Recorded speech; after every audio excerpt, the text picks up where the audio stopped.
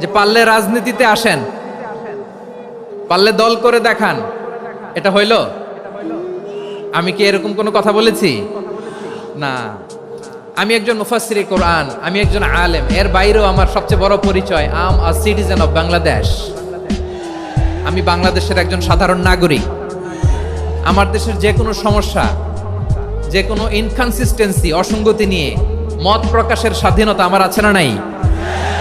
আপনারাই তো বাক স্বাধীনতার কথা বলেন, ফ্রিডম অফ স্পিচের কথা বলেন, বাক স্বাধীনতার কথা বলেন। আপনারাই যদি আবার কোনো মন্তব্যের কারণে বলেন যে রাজনীতির মাঠে আসেন, দল করেন, দেখি কতটুকু পারেন, এটা ঠিক হবে না।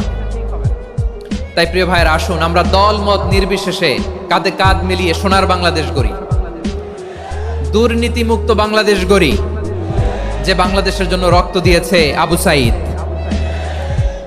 যে নতুন ভোরের বাংলাদেশের জন্য রক্ত দিয়েছে মুগ্ধরা, যে নতুন বাংলাদেশের জন্য রক্ত ঝরিয়েছে 24-এর যে গণ অভ্যুত্থানের প্রত্যেকটি শহীদের আওয়াজ করে বলেন ঠিক কিনা?